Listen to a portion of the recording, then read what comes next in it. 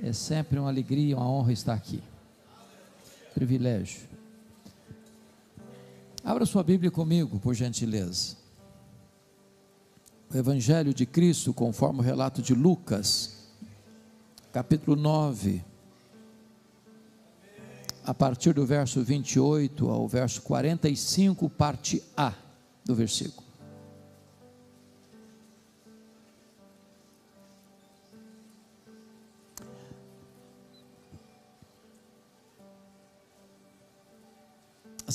A semana passada eu tive uma experiência marcante. Inusitadamente eu sonhei, pastor Jeremias, com o meu funeral. Matusalém, né? E foi curioso porque eu acordei com muita paz, com muita alegria, porque era um jardim muito bonito. E no dia seguinte eu fui celebrar um casamento de um irmão querido lá da Luz para o Caminho, que viajou conosco numa das viagens que fazemos com caravanas, e eu o convidei. Ele conheceu uma médica e começaram a namorar, e esse sábado foi o casamento dele. E vocês sabem que lá em São Paulo aconteceram vários incêndios, curiosamente todos começando no mesmo horário, dando a impressão que foi uma coisa planejada. Muita fumaça, muito nevoeiro.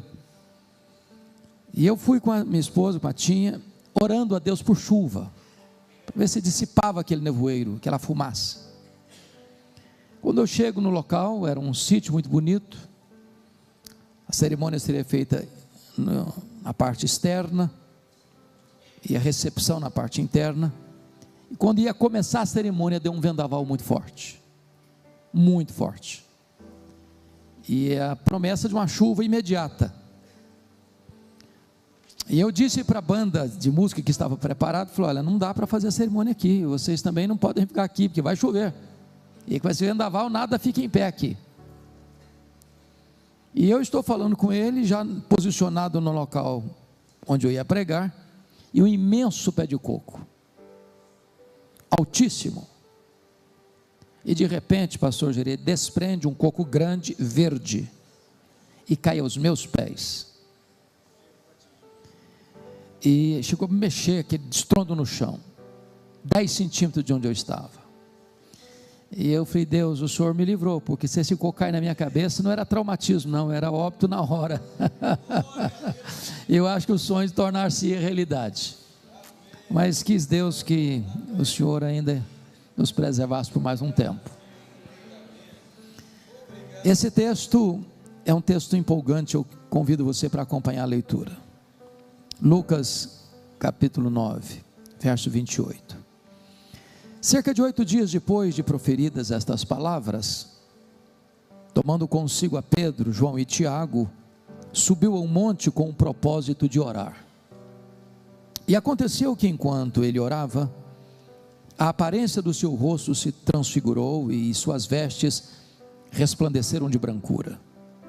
Eis que 2 varões falavam com ele, Moisés e Elias, os quais apareceram em glória e falavam da sua partida, que ele estava para cumprir em Jerusalém. Pedro e seus companheiros achavam-se primidos de sono, mas conservando-se acordados, viram a sua glória e os 2 varões que com ele estavam. Ao se retirarem estes de Jesus, disse-lhe Pedro: Mestre, bom estarmos aqui. Então façamos 3 tendas, uma será tua, outra de Moisés e outra de Elias, não sabendo porém o que dizia. Enquanto assim falava, veio uma nuvem e os envolveu, e encheram-se de fumaça ao entrarem na nuvem, e dela veio uma voz dizendo: Este é o meu filho, o meu eleito, a ele ouvi. Depois daquela voz, achou-se Jesus sozinho. Eles calaram-se, e naqueles dias a ninguém contaram coisa alguma do que tinham visto. No dia seguinte, ao descerem eles do monte, veio ao encontro de Jesus grande multidão. E eis que dentre a multidão surgiu um homem, dizendo em alta voz: Mestre, Suplico-te que vejas meu filho, porque é o único. Um espírito se apodera dele, e de repente o menino grita, e o espírito atira por terra, convulsiona até espumar, e dificilmente o deixa depois de o ter quebrantado. Roguei aos teus discípulos que o expelissem, mas eles não puderam. Respondeu Jesus: ó geração incrédula e perversa, até quando estarei convosco e vos sofrerei? Traze o teu filho. Quando se aproximando, o demônio o atirou no chão e o convulsionou. Mas Jesus repreendeu o espírito imundo, curou o menino e o entregou a seu pai. E todos ficaram maravilhados ante a majestade de Deus.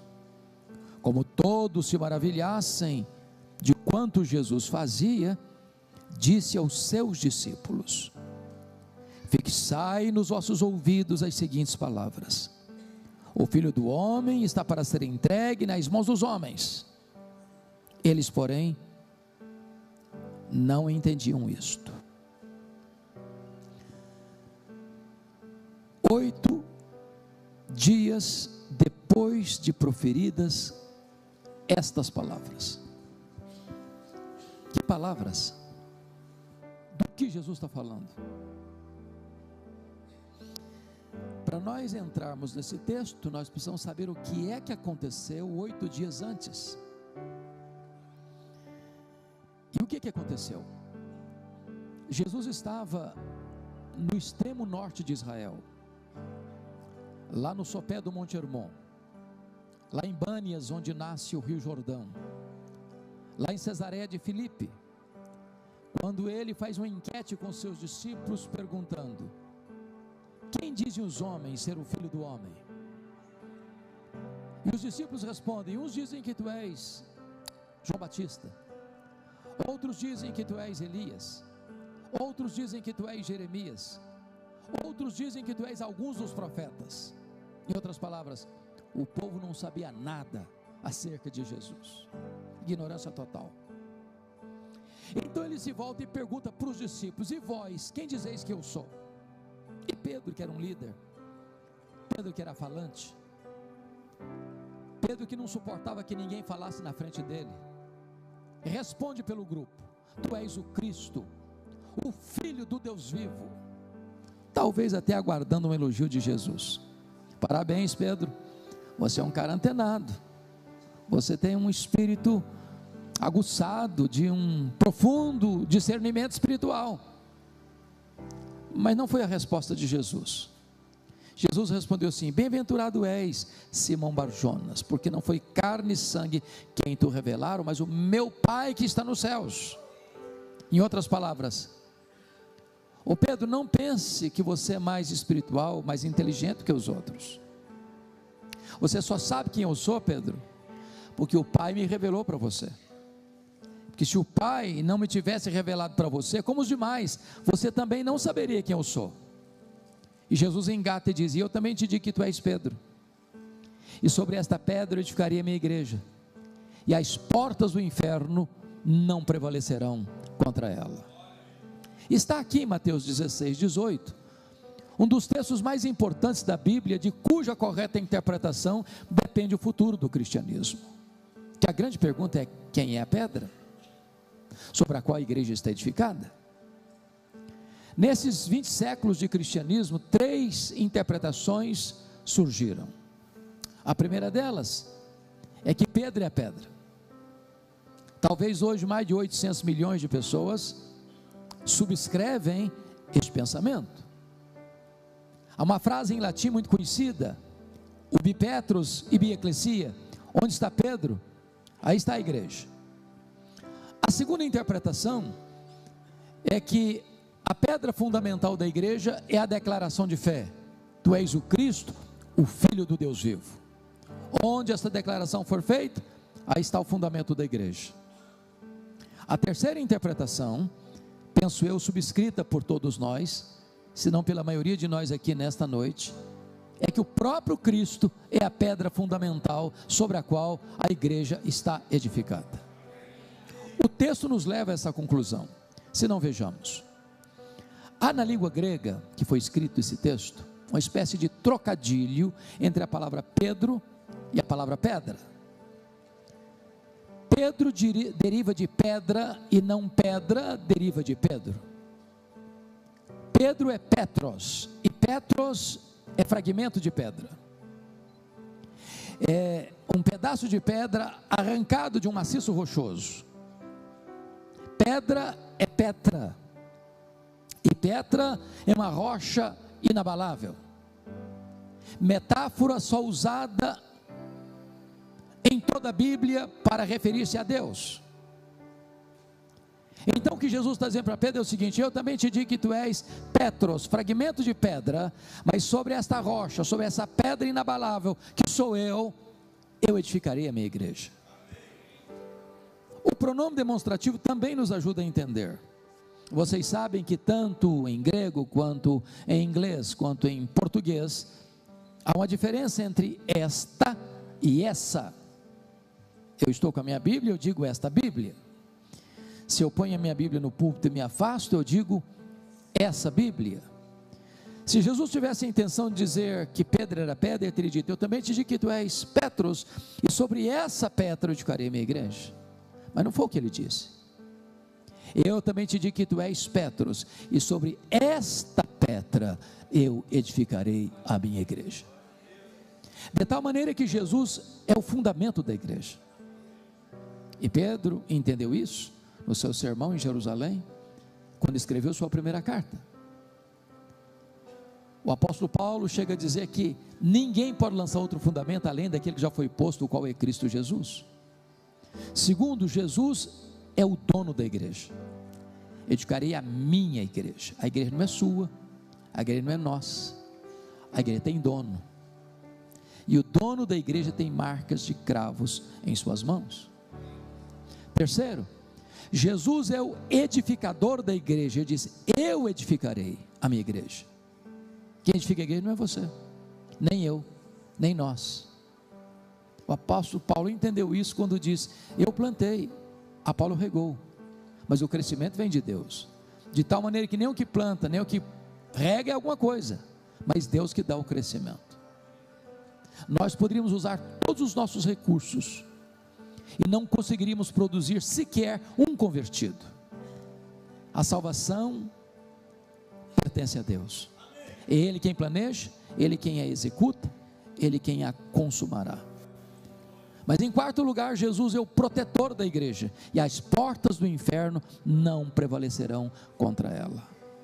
Meus irmãos, não tem pobreza, não tem perseguição, não tem martírio, não tem lei, não tem demônio, não tem qualquer força de hostilidade na terra que possa destruir a igreja do Deus vivo, porque aquele que morreu por ela é o seu protetor. Uma vez que Jesus esclareceu isso para os seus discípulos, diz Mateus 16, que então Jesus passa por uma nova fase do seu discipulado, e a partir de então, ele começa a abordar, clarear para os discípulos uma coisa, que nunca tinha falado até então, que era necessário que ele caminhasse para Jerusalém, e que ele fosse entregue nas mãos dos anciãos, dos principais sacerdotes e dos escribas, para ser morto, para ressuscitar no terceiro dia. Quando Pedro escuta essa conversa de Jesus, ele que acabara de afirmar que Jesus era o Cristo, o Filho do Deus vivo, chama Jesus à parte. Vem cá, Jesus, vem cá, vem cá, vem cá. E passa a reprovar Jesus. Tem compaixão de ti, isso de modo algum pode te acontecer. Larga a mão desses pensamentos soturnos, larga a mão de pensar em morte, pensa positivo, pensa em vida. E Jesus se volta para ele e diz: arreda, Satanás, és para mim causa de tropeço, não cogita das coisas de Deus, apenas das coisas dos homens. Pense comigo, se Pedro fosse a pedra fundamental da igreja, a igreja estaria construída e edificada sobre areia movediça. Mas louvado seja Deus, a igreja está edificada sobre uma rocha que não se abala. Agora vamos entender o que Jesus não disse. Jesus não está aqui chamando Pedro de Satanás. Não está. Segundo, Jesus não está dizendo que Pedro está endemoniado. Também não está falando isso. Terceiro, Jesus não está mandando Pedro arredar. Jesus está mandando Satanás arredar. Que Satanás? O Satanás que está tentando induzir Pedro, usando Pedro, instrumentalizando Pedro para afastar Jesus da cruz. Porque se não entendermos isso, nós vamos dizer assim: arreda Pedro, aí o Satanás fica. Não, Satanás arreda, Pedro fica. Pedro é discípulo, Pedro é apóstolo. Em Pedro, Jesus vai continuar investindo. Eu quero dizer para você que apesar dos seus deslizes, apesar dos seus fracassos, apesar dos meus fracassos, Jesus não desiste de nós. E aí que entra o nosso texto. Cerca de 8 dias depois de proferidas essas palavras, tomando consigo quem? Pedro, Tiago e João. Em particular, ele sobe com esses 3 para um alto monte, com o propósito de orar. Ele continua investindo em Pedro. É claro que esta conversa de Jesus sobre morte deixou os discípulos abalados. E Jesus leva esses homens mais próximos dele para esse monte, porque ali seria uma espécie de antepasto do céu, onde ele haveria de mostrar a glória do céu antecipadamente para eles, mostrando que a glória é precedida pela cruz, o caminho da glória passa pela cruz. A tradição diz que esse monte é o Monte Tabor. Alguns acreditam que é um Monte Hermon. Para nós não interessa, porque nós não fazemos peregrinação sagrada. O que importa é que Jesus sobe esse monte para orar, e ele ora, os discípulos dormem. Nesse monte acontecem milagres, e apesar dos milagres, os discípulos estão sem discernimento. Então eu quero tratar de 3 coisas aqui hoje. Primeiro, eu quero olhar para esses 3 discípulos, Pedro, Tiago e João, a espiritualidade do monte. Eles estão em êxtase vendo milagres. Nós vamos ver 4 milagres que eles viram, mas eles estão desprovidos de entendimento. Então eu vou chamar a espiritualidade de Pedro, Tiago e João com a espiritualidade do monte, do êxtase sem entendimento. Aí você vai ver que os outros ficaram no sopé do monte, e logo reuniu uma multidão ao redor deles. Em Marcos 9, versículo 14, somos informados do texto paralelo deste, que os escribas começam a discutir com os discípulos, e então surge um pai no meio da multidão, com um problema grave, um filho endemoniado, filho único, e aquele pai obviamente demonstra uma espécie de enorme esperança de que os discípulos vão resolver o seu problema, apresenta o menino para os discípulos, e eles não puderam,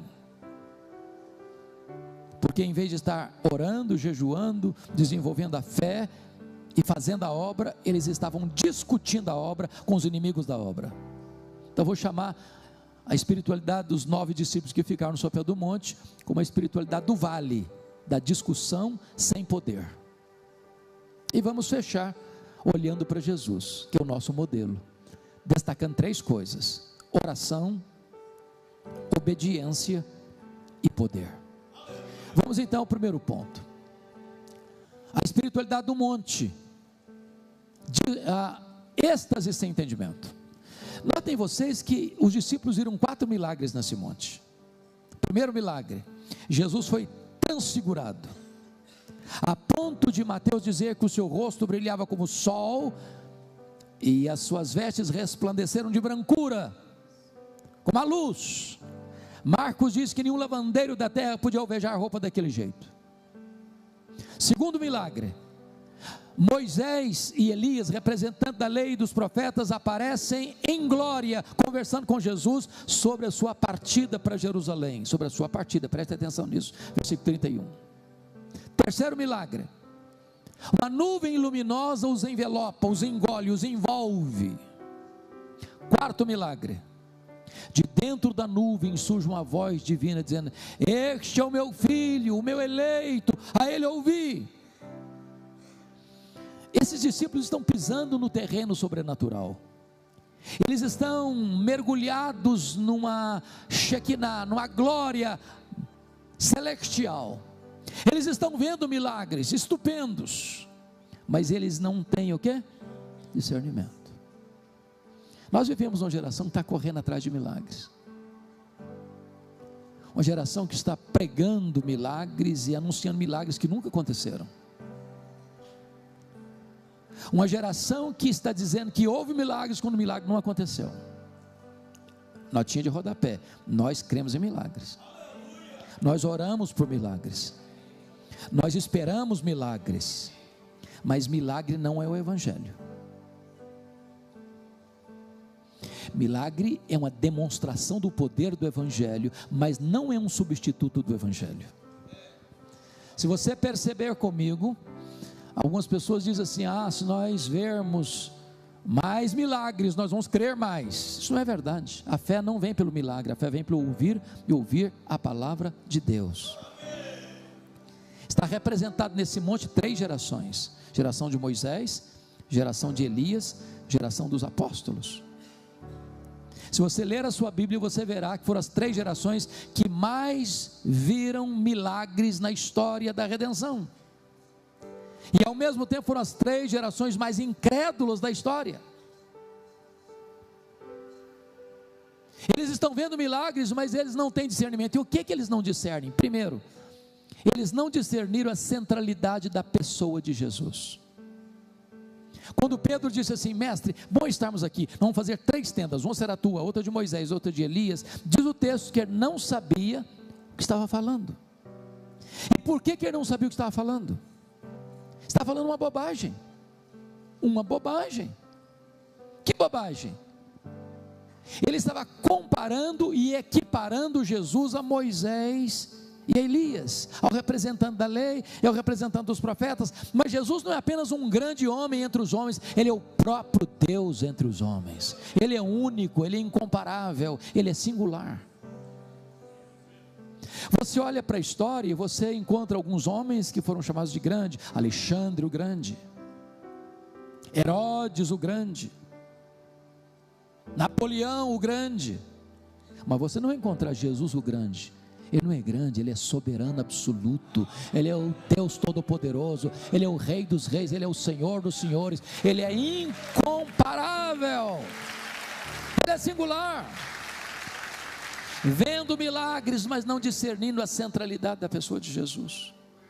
Segundo, vendo milagres, mas não discernindo a centralidade da missão de Jesus.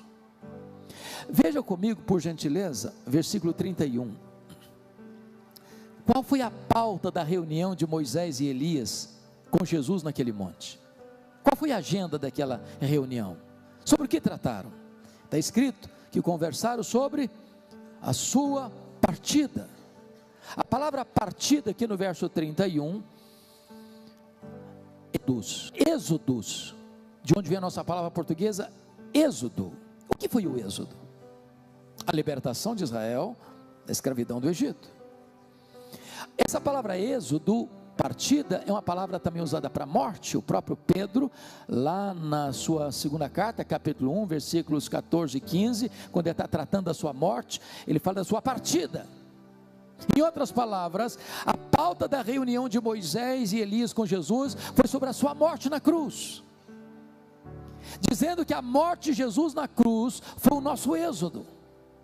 Foi lá na cruz que Jesus quebrou as nossas cadeias, rompeu os nossos grilhões, abriu a porta do nosso cativeiro e nos tornou verdadeiramente livres. Agora preste atenção: Jesus desce desse monte, cura o menino endemoniado, devolve ao seu pai, e o verso 43 diz que todos ficaram maravilhados do quanto Deus fazia por intermédio de Jesus. Todos quantos? Todos quem? A multidão e os discípulos inclusive. Agora preste atenção aqui: Jesus olha nessa admiração um grande risco, um grande perigo. O que está acontecendo aqui? O que está acontecendo aqui é o mesmo que aconteceu em João capítulo 6, vocês se lembram? Quando Jesus multiplica pães e peixes, diz a Bíblia que esta multidão tentou arrebatar Jesus para fazê-lo rei, um Messias político, um Messias que viria resolver apenas os seus problemas do aqui e do agora, o Messias que havia apenas para alimentar os famintos, curar os enfermos, purificar os leprosos, libertar os endemoniados. E diz a Bíblia que lá em João 6, Jesus percebendo isso, ele tirou os discípulos de cena, ele compeliu os discípulos a entrar no barco e passar por outro lado, enquanto ele, Jesus, iria ficar para despedir as multidões. Jesus não queria que os discípulos entrassem nessa pauta, nessa agenda, nessa ideia equivocada de que ele veio ao mundo apenas para resolver os problemas imediatos. Aqui Jesus discerne o mesmo problema. Quando está todo mundo admirado quanto Deus fazia por intermédio dele, embarcando novamente nessa ideia de que é tão bom tê-lo aqui, ele vai curar os enfermos, ele vai alimentar os famintos, ele vai libertar os cativos, é isso que nós precisamos, é desse Messias que nós precisamos. Jesus se volta para os discípulos, ele não se volta para a multidão não, para os discípulos, versículo 44, e usa uma palavra muito forte: fixai nos vossos ouvidos as seguintes palavras.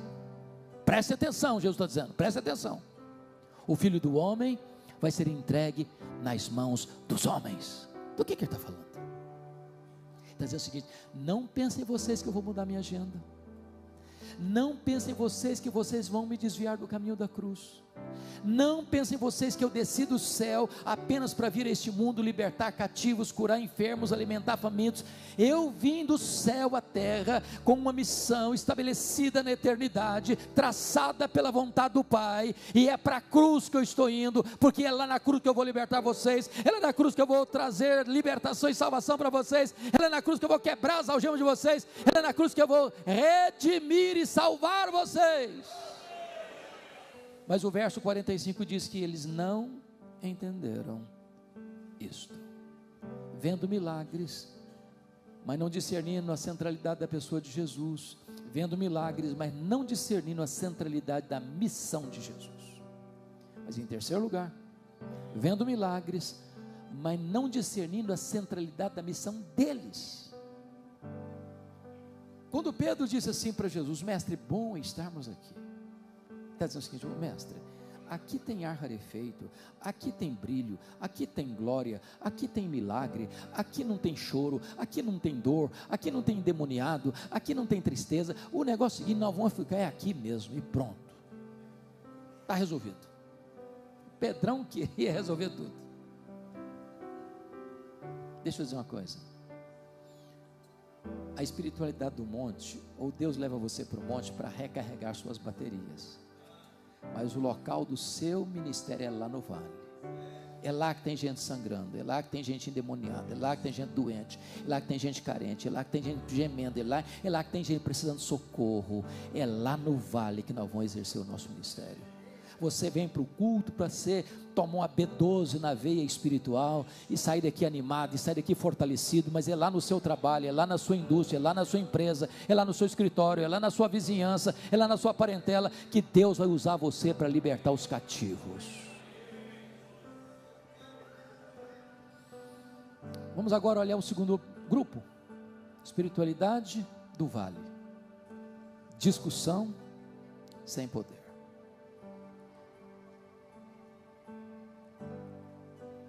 Os 9 discípulos que ficaram, não oraram, não jejuaram, não desenvolveram a intimidade com Deus. E Marcos informa, capítulo 9, que eles estavam discutindo com os escribas. E quando o pai chega com o problema, precisando de socorro, eles não puderam. Agora note comigo o versículo 1 do capítulo 9 de Lucas. O que tinha acontecido?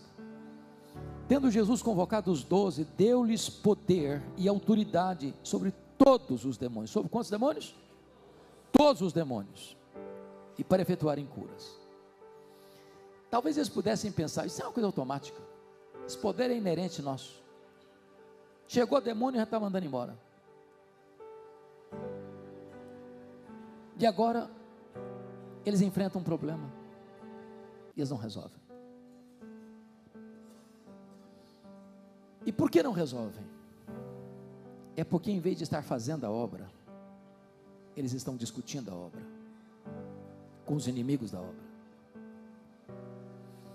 Meus irmãos, aqui para mim é um grande perigo para a igreja contemporânea, para a nossa realidade hoje, porque há espaço para nós discutirmos. Nós, quando fomos para um seminário há algum tempo, tínhamos uma cadeira chamada de apologética, né? A defesa da fé, é esse negócio aí. É isso aí. Então você tem que dar razão da sua esperança. Agora, preste atenção. Eu acho que hoje tem tanta gente que perdeu o foco, porque se gasta mais tempo discutindo a obra do que fazendo a obra. Reunimos-nos domingo após domingo, semana após semana, para discutir a obra. Nós marcamos conferências para discutir a obra. Nós frequentamos congressos para discutir a obra. Nós atravessamos o Atlântico para conferências internacionais para discutir a obra. E nós trazemos especialistas para discutir a obra. E lemos livros profundos para discutir a obra.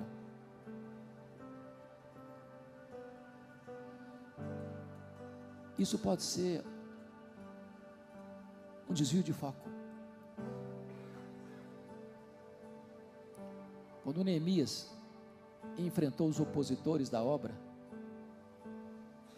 depois de tantas tentativas para parar a obra, eles chamaram Neemias para uma conversa, para uma mesa redonda. E Neemias respondeu: eu estou fazendo uma grande obra, eu não tenho tempo para descer, eu não vim aqui discutir a obra, eu vim aqui fazer a obra. Quando Davi estava se apresentando para enfrentar o gigante Golias, o seu irmão Eliabe tentou de todas as formas desviá-lo, e Davi fugiu dele. Meus amados irmãos, Deus nos chamou para fazer a obra. Nós somos obreiros. E às vezes imaginamos, e agora há pouco eu e o pastor Jeremias estávamos batendo um papo lá no gabinete pastoral. Há pessoas, talvez, com pequena qualificação, conhecimento ou teologia, mas estão fazendo a obra e os resultados estão aparecendo. Mas tem gente com pós-graduação, com mestrado, com doutorado, com pós-doutorado, que está tão envolvido em discutir a obra, e a obra não é feita, os resultados são magros. É claro que nós não somos contra o estudo, é claro que nós não somos contra o preparo, é claro que nós não somos contra o aperfeiçoamento, é claro que nós não somos contra o avanço e o aprofundamento do estudo, mas é necessário fazer a obra. Agora preste atenção, enquanto os discípulos de Jesus estão discutindo a obra com os inimigos da obra, o diabo está agindo, e agindo com requinte de crueldade. Filho único. Se você ler os evangelhos sinóticos, Mateus, Marcos e Lucas, que tratam desse assunto, o demônio pega esse menino e joga no fogo, joga na água, joga por terra, o menino cai, rilha os dentes, espuma, e dificilmente o demônio deixa, antes de quebrá-lo todo. E esse pai apresenta o caso aos discípulos e eles não puderam.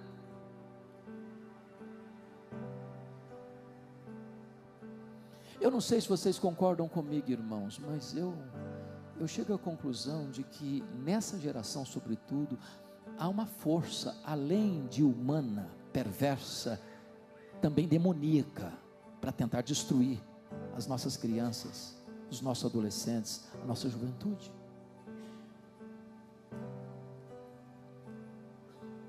Os programas lúdicos, os programas infantis, não têm qualquer conexão com a infância.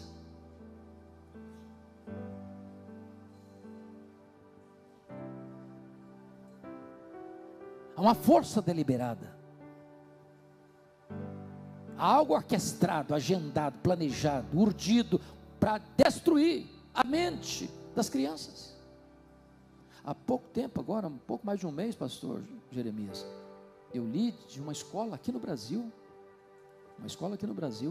que o diretor da escola percebeu que um livro didático que veio, oficial do governo, tinha uma história macabra. E qual era a história? Um pai propondo casar-se com a filha.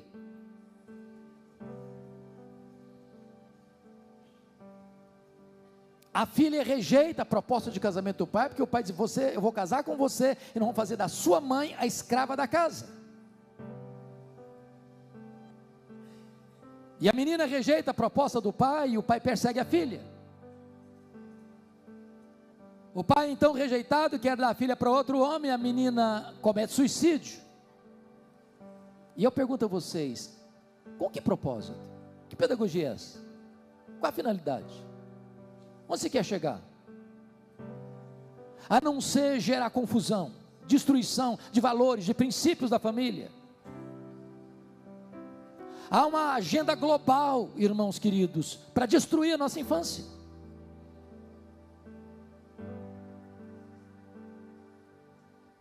Eu estive recentemente, pastor Yuri, num outro país, eu não vou mencionar o nome do país, e eu fiquei triste, muito triste, porque uma mãe se aproxima de mim e diz assim para mim: pastor Hernandes, o meu filho foi na escola hoje, pela primeira vez, 5 anos, quando ele chega na escola, no primeiro dia de aula, o professor o chamou à parte e disse assim para ele: você é quem escolhe, se você quer continuar sendo menino, ou se você quer ser menina. No primeiro dia de aula, uma criança de 5 anos. E eu pergunto, com que propósito? Com que finalidade? Onde se quer chegar? A não ser plantar dúvidas, confusão na mente de uma criança, para destruir a mente dela, para trazer confusão para a alma dela.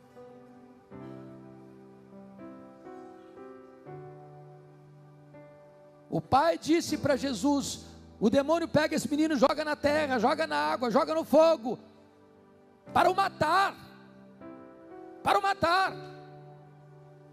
O diabo é assassino, ele veio para roubar, para matar e para destruir. O que é curioso, meus amados, é que os discípulos, que eram a esperança desse pai, estão agarrados numa discussão infrutífera e não puderam resolver o problema. Estão desprovidos de poder. E mais tarde eles vão perguntar para Jesus: por que nós não podemos? E Jesus respondeu assim: por causa da pequenez da vossa fé. Porque se vocês tiverem fé do tamanho de uma semente de mostarda, vocês vão dizer para esse monte: sai daqui, transporta para lá, e vai acontecer. Então o que Jesus está falando? O que ele está falando é que há problemas inamovíveis, irredutíveis, que você nunca vai vencê-los no braço da carne, da força. Mas se você confiar em Deus, Deus pode fazer o impossível. Deus pode arrancar problemas enraizados na sua vida, que nunca poderiam ser resolvidos. Pelo poder da fé, no nome de Jesus, o problema vai ser resolvido. Jesus disse o seguinte: esta casta não sai senão com oração e jejum. Dr. Mark Lloyd Jones, no seu livro Combate Cristão, diz que nem toda batalha espiritual tem o mesmo nível de resistência. Há demônios e demônios.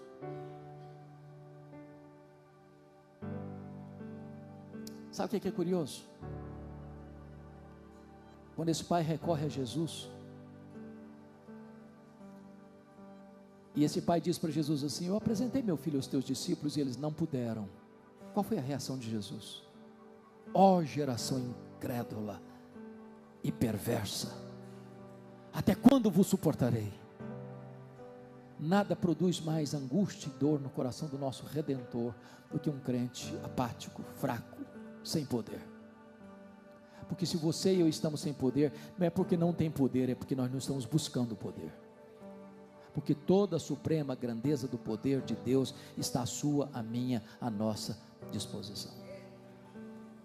Mas Jesus faz uma pergunta para aquele pai: desde quando esse menino está assim? Desde quando? Qual foi a resposta do pai?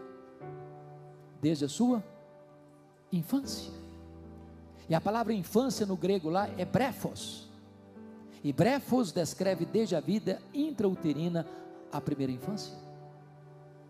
Agora pense comigo uma gravidez esquisita, pense comigo um bebê estranho, pense comigo um bebê, uma criança brincando com os coleguinhas, de repente o espírito mudo, surdo, imundo, entra nele, ele sai desesperado e cai no fogo, alguém pula lá e tira, sai correndo e pula na água, alguém sai lá e tira de lá, joga na terra, ele se machuca todo.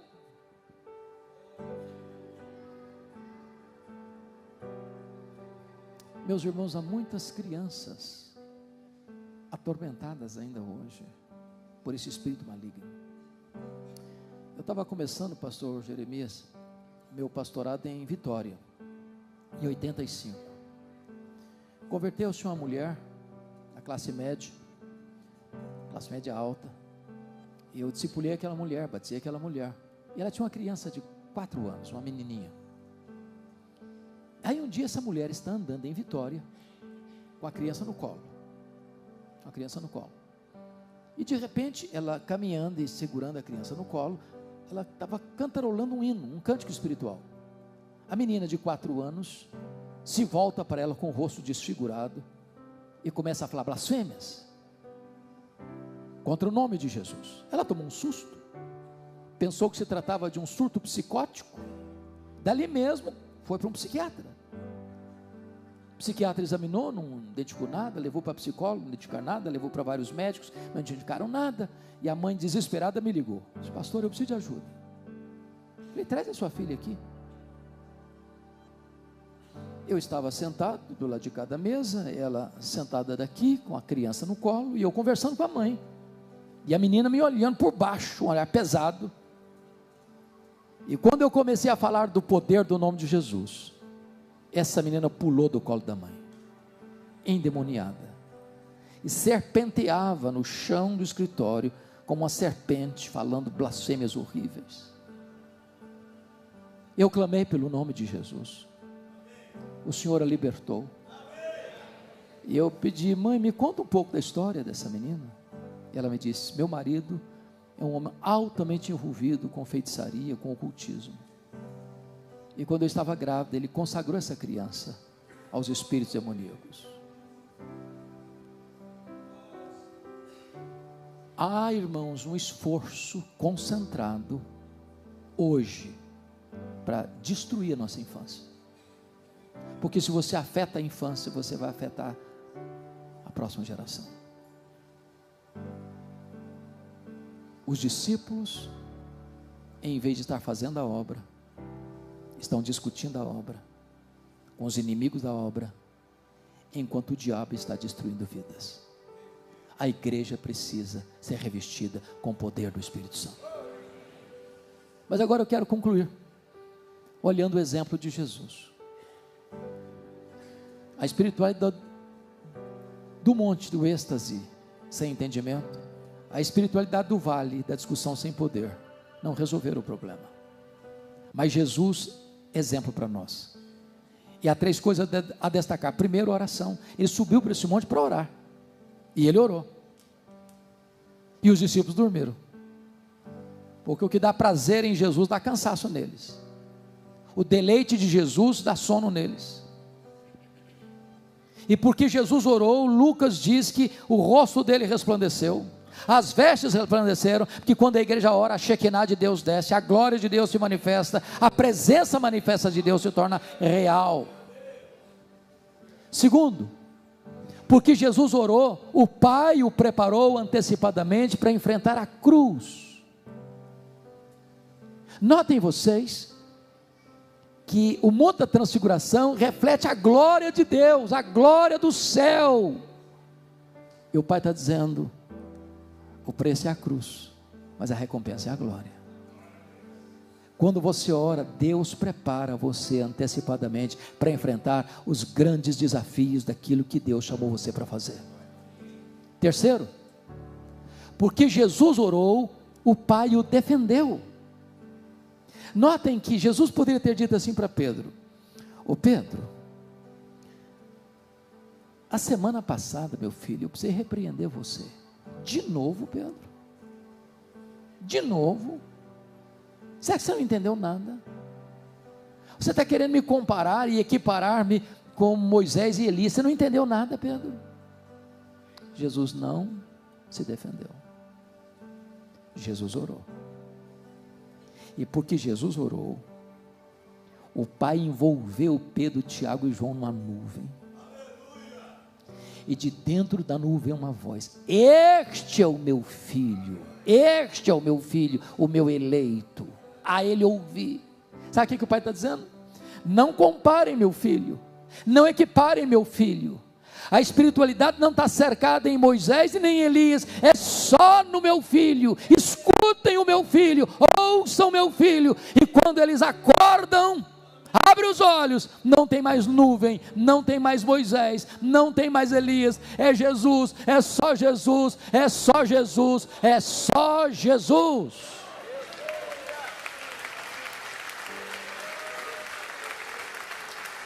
Você não precisa se defender, você precisa orar, porque quando você ora, Deus defende você. Quando você cuida da sua piedade, Deus cuida da sua reputação. A segunda coisa que é digno de destaque no texto é a obediência de Jesus. Porque se o versículo 31 diz que a pauta da reunião de Moisés e Elias com Jesus foi sobre a sua morte, sobre a sua partida, sobre o seu êxodo, a pergunta é: que grau de compromisso Jesus demonstra ao descer desse monte com esta agenda de ir para Jerusalém para morrer?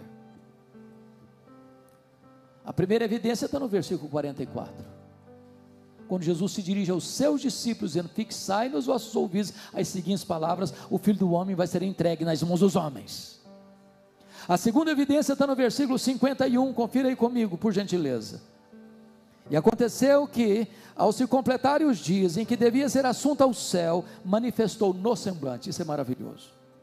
No semblante, a intrépida, não duvidosa, não fraca, a intrépida resolução de ir para Jerusalém.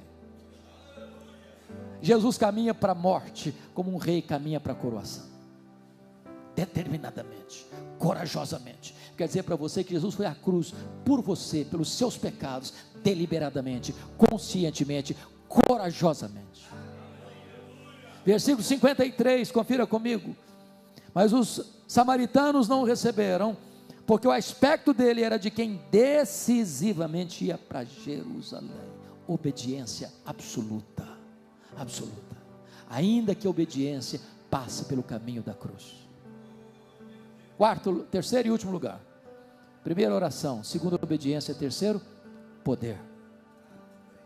É Marcos quem nos informa isso, o texto paralelo. Quando o pai está trazendo o menino, quando o demônio viu Jesus, o demônio jogou o menino no chão, e o menino começou a se estribuchar no chão, e Jesus deu uma ordem ao espírito mudo, surdo e imundo: sai e nunca mais voltes a ele. Você sabe que uma pessoa possessa pode ser liberta, mas se ela não se arrepende e crê no Senhor Jesus, os demônios podem voltar, e o segundo estado ser pior que o primeiro. Mas a ordem de Jesus é peremptória e absoluta: sai e não voltes nunca mais. E quando Jesus dá uma ordem, meus irmãos, o sol para, as estrelas aparecem, o vento cessa, o mar se acalma, os anjos obedecem, os demônios têm que bater em retirada, porque Ele tem todo o poder nos céus, na terra e debaixo da terra. Louvado seja o Senhor. Ele tem poder, Ele tem todo o poder, Ele tem toda a autoridade.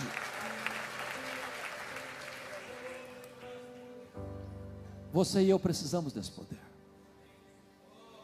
Não há cristianismo sem poder. O reino de Deus é poder. Eu quero terminar contando uma experiência. que eu tive há muitos anos. Eu fui convidado para pregar no culto de formatura do Seminário Presbiteriano do Norte, em Recife. Foi lá nas Graças, na Igreja Presbiteriana das Graças. E terminado o culto, um dos formandos veio me contar a sua experiência daquele ano. Ele era quartanista e foi convidado para ser o conferencista de sexta, sábado e domingo de uma das maiores igrejas presbiterianas do Brasil, de uma das mais belas capitais do Brasil. Eu não vou falar a capital, mas não é comum um seminarista ser o conferencista de uma grande igreja numa ocasião festiva da igreja. Eu até costumo brincar que todo seminarista do quarto ano tem uma leve ideia de que ele é um forte concorrente com Charles Haddon Spurgeon. Então, ao receber um convite tão inusitado, ele empacota seus melhores sermões, bota o seu melhor terno na mala e vai para aquela cidade. E ele foi hospedado logo na casa do pastor da igreja. Era sexta-feira à tardezinha, já se preparando quase para ir para o culto, quando um fato aconteceu. Chega uma mulher desesperada na casa do pastor. Diz: pastor, precisando da sua ajuda agora. Falou: o que foi? O que foi? A minha vizinha está endemoniada, está quebrando tudo dentro de casa, tem uma multidão em frente à casa, e ninguém tem coragem de enfrentar a situação. O pastor muito calmamente respondeu: minha irmã, que coisa interessante, acaba de chegar de Recife um santo homem de Deus, preparado para essa tarefa. O seminarista começou a tremer as pernas, a bater um joelho no outro, e começou a gaguejar. Eu só vim avisar o senhor que eu estou indo embora. Não, o pastor não deixou ele ir embora não, pegou o cara pela mão e saiu andando na rua com ele. De longe escutaram os gritos cavernosos daquela mulher. Quando chegaram em frente, uma multidão apavorada. O pastor olhou para o seminarista olhou para o chão. O pastor disse: seminarista, o caso é todo seu, pode entrar na casa. Tremendo muito, ele entrou. Deparou com um quadro horrível. Aquela mulher estava com os cabelos desalinhados, com o seu rosto desfigurado, e quando ele tenta formular a primeira frase, ela lhe dá uma bofetada na cara e o joga ao chão. Um cara de quase 2 metros de altura, e no chão ele ficou por mais de 1 hora, nocauteado, humilhado, envergonhado, derrotado, e a mulher endemoniada ao redor dele, bufando como uma fera selvagem. Aquele homem chorava comigo e dizia: pastor Hernandes, a minha vida passou como um filme na minha cabeça, e eu percebi quão fraco eu estava, quão seco eu estava, quão árido eu estava, quão despreparado eu estava. 1 hora, humilhado no chão, quando de repente ele começa a orar silenciosamente. Meu Deus, eu sou teu servo, Senhor, não me deixes derrotado, fracassado, humilhado, envergonhado, como Sansão agarrado nas colunas. Diz: meu Deus, restaura-me o poder, restaura-me a autoridade. E quando ele começa a orar assim, a mulher caiu, e quando a mulher caiu, ele se levantou, porque diante de Deus humildade, mas diante do diabo autoridade. Ele deu ordem aos demônios para saírem da mulher, e ela ficou livre, completamente livre. E aquele seminarista, agora formando bacharel em teologia, me disse uma frase que eu nunca mais pude esquecer. Ele me disse: pastor Hernandes, eu entendi ali que não basta ser crente, não basta ser presbiteriano, não basta ser reformado calvinista, não basta ser diácono, não basta ser presbítero, não basta ser seminarista, não basta ser pastor, não basta ser missionário, não basta ser líder. É preciso ter o poder do Espírito Santo em nossa vida. Eu preciso desse poder, você precisa desse poder, nós precisamos desse poder. Deus não quer a espiritualidade do monte, do êxtase sem entendimento. Deus não quer a espiritualidade do vale da discussão sem poder. Deus quer que sejamos homens e mulheres de oração, de obediência, revestidos com o poder do Espírito Santo. Você deseja esse poder na sua vida? Eu quero orar com vocês então. Se você quer vir aqui à frente orar comigo, levante-se do seu lugar e vem em nome de Jesus.